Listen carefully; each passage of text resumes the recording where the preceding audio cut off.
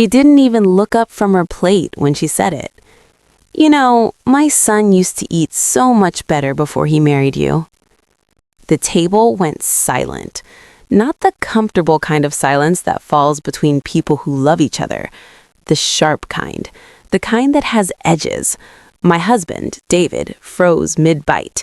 My sister-in-law suddenly became very interested in her napkin, and Patricia, my mother-in-law, the woman who had been quietly sharpening that particular knife for 3 years, just reached for her wine glass like she hadn't detonated a grenade in the middle of my dining room. My dining room, my table, my food. Before I start today's video and dive into our beautiful story, I just want to take a moment to say thank you for being here. Your love and support truly mean the world to me.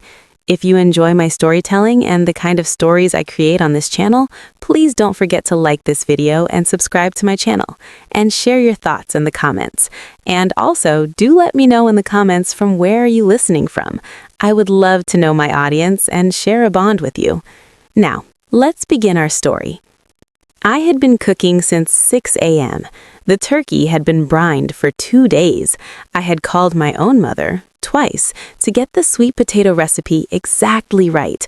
I had hand-piped the whipped cream on the pies because I actually remembered that Patricia had once mentioned in passing that she preferred it that way. And she sat there, in my home, and told me my husband ate better before I existed. I smiled. I picked up my fork, and I said absolutely nothing. That was the moment everyone at the table made a mistake. They assumed my silence was weakness. They didn't realize it was something else entirely. It was a decision being made, quietly, behind my eyes, while I cut my turkey into perfectly composed little pieces and nodded along to the conversation that awkwardly resumed around me. Here's what nobody tells you about being chronically underestimated. It is, in the right hands, the most powerful weapon in the room. I waited 3 days. 3 days of David tiptoeing around me, apologizing in the soft, sideways way that men do when they know their mother did something wrong, but they're terrified to say it directly. 3 days of Patricia sending a chirpy little text about how much she enjoyed the evening. 3 days of me thinking and planning and arriving, slowly, the way a tide comes in, at a single, elegant idea. Then I picked up my phone and I called her. "Patricia," I said, my voice warm as fresh bread. "I've been thinking, you put so much effort into everything you do. It's really not fair that you have to sit at someone else's table for the holidays. What if you hosted Thanksgiving this year?" The pause on the other end of the line was delicious. Well, she started. "Are you sure?" "Absolutely," I said. "I insist." And just like that, I handed her the keys to a kingdom she had no idea how to run. Nobody expected Patricia to pull it off, least of all me.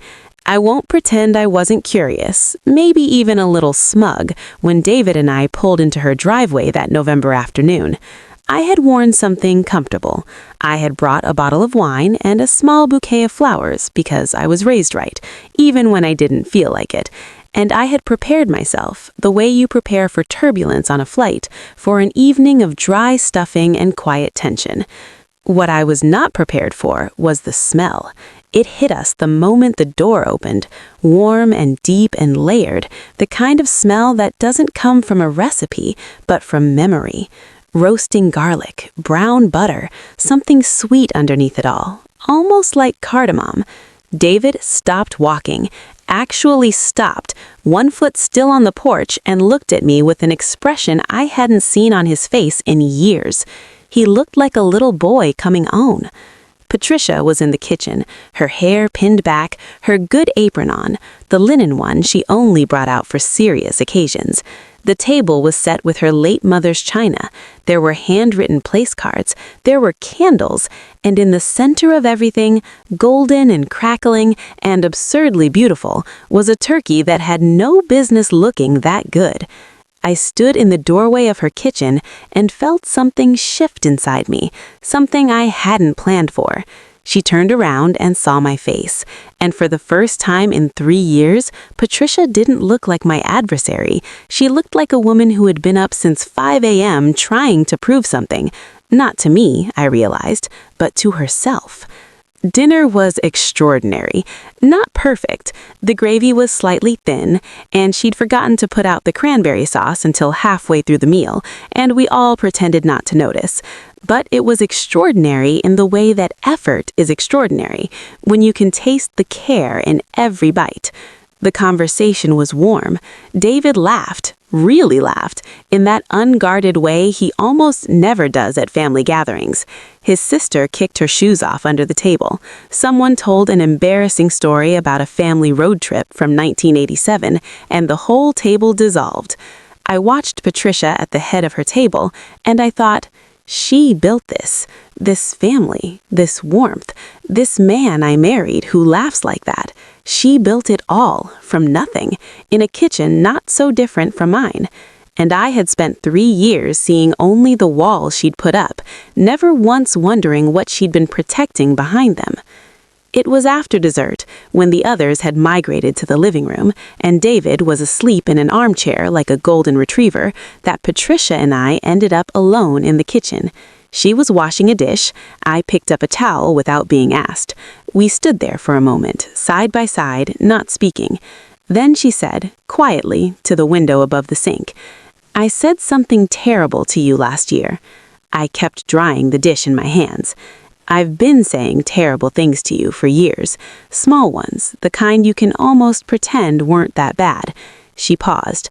"But you can't pretend. I know you can't. I could see it on your face every time, and I told myself it wasn't that bad, and it was. It was that bad." I set the dish down. "Patricia, I was afraid of you," she said, and her voice cracked on the last word in a way that clearly surprised her. She laughed a little, embarrassed. "Isn't that something? A 62-year-old woman afraid of her mother-in-law." She shook her head.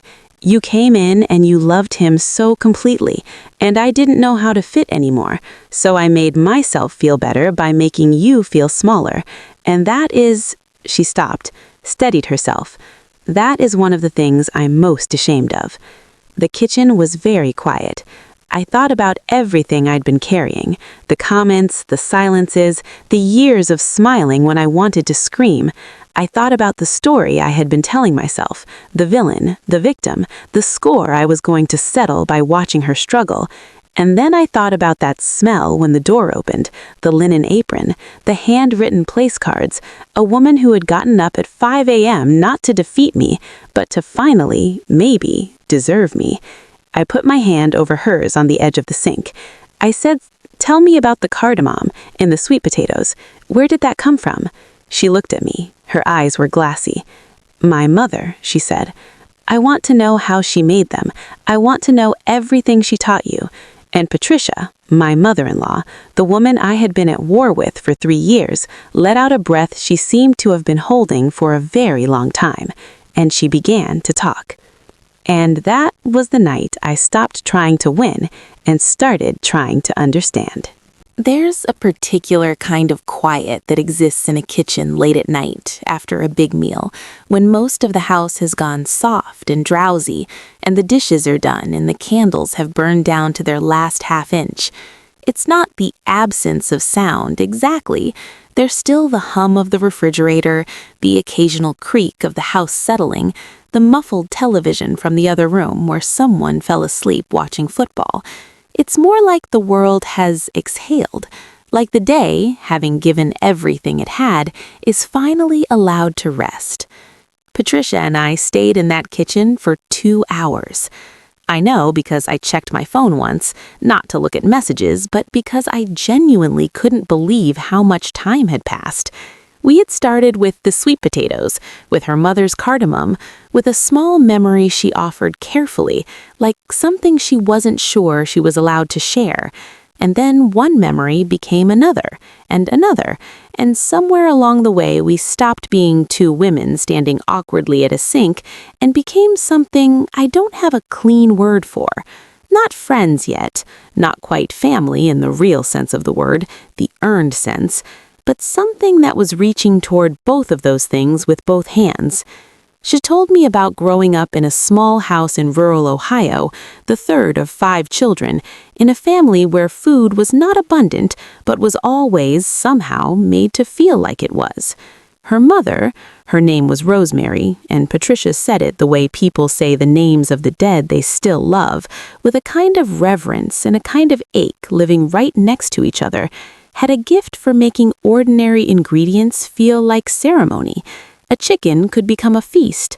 A pot of beans could become a sundae. It wasn't about the food itself, her mother used to say. It was about what you were telling people when you fed them. You matter enough for me to do this.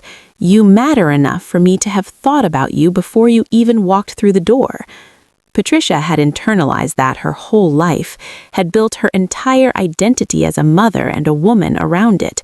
Her kitchen was her love language, her sanctuary, the place where she felt most like herself and most connected to the woman who had raised her.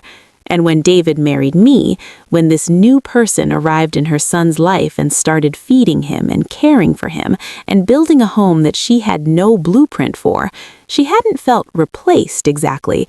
It was more complicated than that.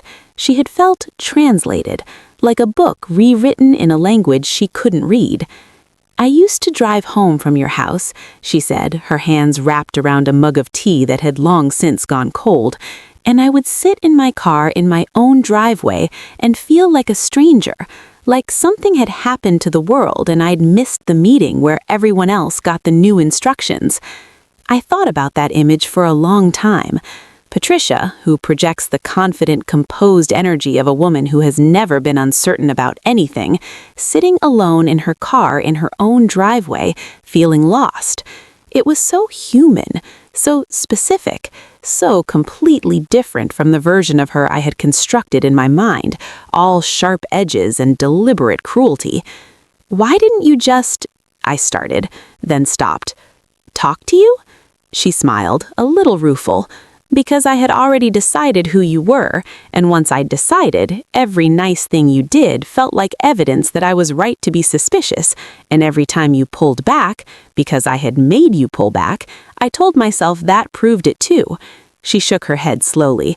"I built a case against you out of my own fear and called it intuition, and by the time I realized what I was doing, there were years of it, years of little cuts, and I didn't know how to walk it back without admitting all of it, so I just kept going." I had never heard anyone describe the machinery of their own cruelty so clearly, so without self-pity, so just plainly, like she was reading a report on herself. It was one of the most disarming things I had ever witnessed, because it would have been so easy for her to soften it, to call it a misunderstanding, to say we'd both played a part and leave it at that. That's what most people do. They meet you in the middle of the bridge and act like that counts as coming all the way across. Patricia walked the whole bridge, every step of it. And I had to ask myself, standing there in her kitchen in the quiet after the feast, what would I have done in her position? If I had a son someday, a boy I had raised and loved and poured myself completely into, and a stranger came and knew him in ways I never would, loved him in rooms I'd never be in, built a life with him that I would always be slightly outside of, would I have handled it with more grace? Would I have been bigger than my fear? I wanted to say yes. I wanted to believe I would have been better. But I had spent 3 years planning a quiet revenge over a comment at a dinner table. I had handed this woman a Thanksgiving like a trap and waited to see if she'd fall through the floor. I had sat in my car, too, not in my driveway, but metaphorically, in the small sealed space of my own grievance, and nursed it and shined it and told myself I was justified. We were not so different, Patricia and I. That was the thought that broke something open in me. Not in a painful way, in the way that something opening usually feels.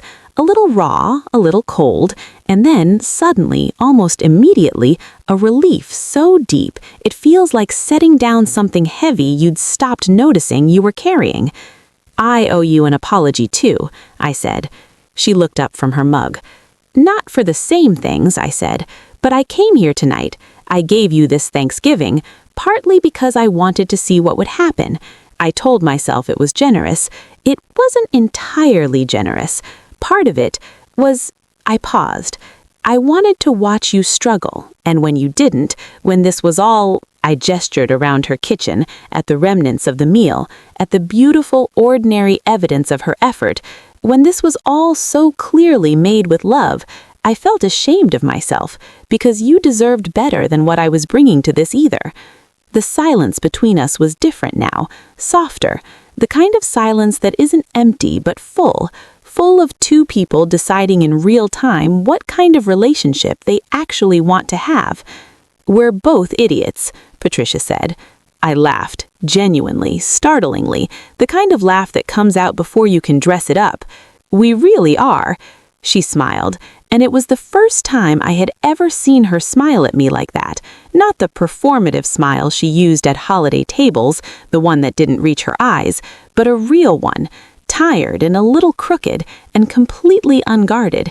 It changed her face entirely. She looked younger. She looked, suddenly, like someone I could have been friends with in a different life if we had met some other way. "The cardamom," I said, getting back to where we'd started, because I found I genuinely, urgently wanted to know. "Walk me through it. How much does she use?" And Patricia laughed, too, surprised, I think, that I was still asking, that my interest was real. She never measured anything, that was the thing. She always said that measuring was for people who didn't trust themselves yet. That's either very wise or a good excuse for winging it. With my mother, it was both. She stood up, and I watched her move to the cabinet where she kept her spices, pulling out a small amber jar. Here, she kept a jar like this one. She'd hold it over the bowl and she'd say, "You don't add cardamom to sweet potatoes, you introduce them, like guests at a party, a little at a time until the conversation gets interesting." I stared at her. That is the most beautiful thing I've ever heard about cooking. She was a poet in an apron, Patricia said, quietly, and looked at the jar in her hand for a moment with an expression that was pure love, uncut by anything else. I think about her every time I cook. I think about whether she would approve, whether she would recognize herself in the way I do things. A pause. I hope she would. I think she would, and I meant it completely, having tasted the evidence of it just a few hours before. We talked about our mothers then. Mine was still living, 3 states away, a woman who cooked entirely by instinct and never wrote a recipe down in her life, which I had spent my entire adulthood trying to reverse engineer. I told Patricia about the summer I'd spent making the same pound cake 16 times, trying to get it back to what it tasted like in my grandmother's kitchen when I was 8 years old. How attempt 12 convinced me I would never find my way back there. How attempt 16 was still not quite right, but close enough that I'd cried for a different reason. Patricia listened the way people listen when they recognize the story from the inside. "We're all just trying to get back to some table we can't return to," she said. "Yes," I said, "that's exactly it." And maybe that was the real thing underneath all of it, underneath the comments and the silence and the careful cruelties and the quiet revenge plots and the years of misread signals and missed connections. 2 women who loved the same man in different ways, both of them trying to find their way back to some original warmth, some first table, some version of home that kept receding as they moved toward it, and getting in each other's way because they were too busy defending their own grief to see the other person's grief. David appeared in the doorway around 11, sleep-creased and confused, looking between us with the expression of a man who has walked into a room and can feel that something important has happened, but cannot for the life of him identify what. "What are you two?" David started. "Cooking," Patricia said. "Talking," I said at the same time. We looked at each other and smiled. David stood there for a moment longer, clearly trying to compute what he was witnessing, then apparently decided it was above his pay grade and retreated back into the living room. I heard him settle back into the armchair. Within minutes, the soft, irregular rhythm of his breathing told me he was asleep again. Patricia and I looked at each other across the kitchen counter and said nothing for a moment. Then she said, "I want to teach you the full Thanksgiving." everything, the way my mother made it, and the things I've changed over the years and why. She said it carefully, not casually, the way you say something you've been working up to. If you want. I felt something that I can only describe as landing, like I had been slightly airborne for 3 years, tense, guarded, waiting for the next small wound, and had just quietly touched back down. I'd like that, I said, and I want to teach you my mother's pound cake. When we find it, we're still looking. She laughed. A joint project? A joint project, I agreed. We drove home late, David dozing in the passenger seat, the highway empty and dark and strung with the occasional light of a passing town. I had the window cracked a little even though it was cold, because I needed the air, needed the feeling of the night moving past me while I sat still and let the evening settle. I kept thinking about what Patricia had said about her mother, about introducing flavors like guests at a party, a little at a time until the conversation gets interesting.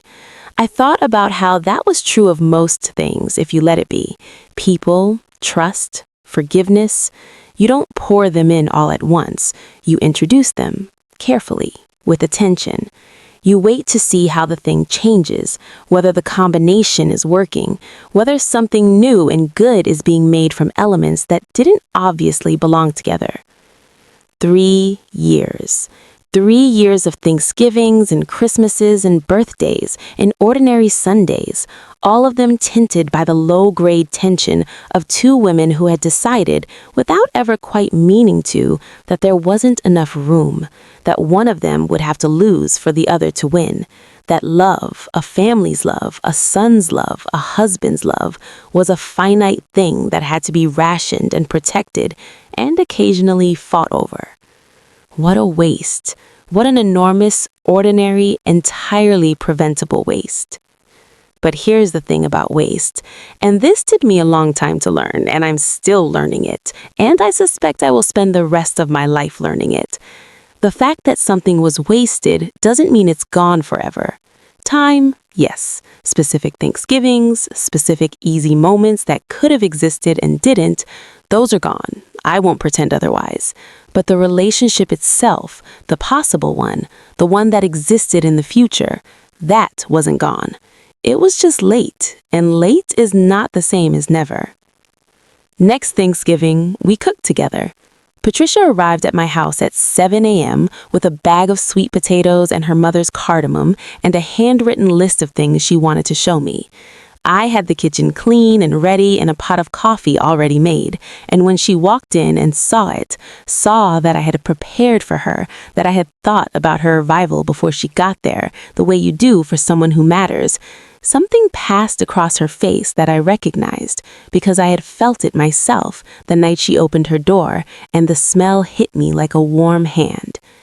You matter enough for me to have thought about you before you even walked through the door. We made a mess, a spectacular, joyful, flowery mess.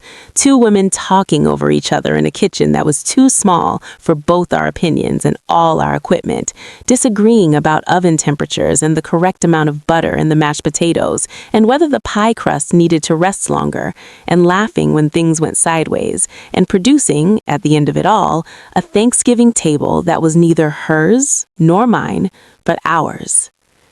David sat down at that table and looked at the food, and then looked at the 2 of us, flushed and happy and slightly dusted with flour, and he didn't say anything for a moment. His eyes went a little bright. He reached over and took my hand, and then, after a pause, looked at his mother and said, "Thank you, both of you, for this." Patricia looked at me across the table. I looked at her. She said, "Thank your wife. She started it." And I thought, no, that's not quite right. You started it, Patricia, the night you said something that cut me to the bone in my own home, and I continued it the night I handed you a holiday like a test, and we almost let it calcify into the permanent shape of our relationship, 2 women, politely hostile, orbiting the same man, never quite touching. But we didn't. somewhere between one Thanksgiving and the next, in a kitchen that smelled like cardamom and brown butter, and her mother's memory, and my stubbornness, and both of our fears, we found our way to something better. Not perfect, never perfect. Patricia still says things sometimes that land wrong, and I still feel the old reflex of armor going up, and we are still, in many ways, very different women with different instincts and different ideas about how things should be done. That hasn't changed, and probably won't. But here is what I know now, what I didn't know then. The table is big enough. It always was. There was never any shortage of room. We just had to stop standing outside it, guarding the door, and sit down. The food is better when you cook it with someone, and the meal means more when you've both worked for it. Thank you so much for listening all the way to the end. If this story moved you, surprised you, or kept you hooked, don't forget to hit that like button and subscribe to my channel. See you in the next story.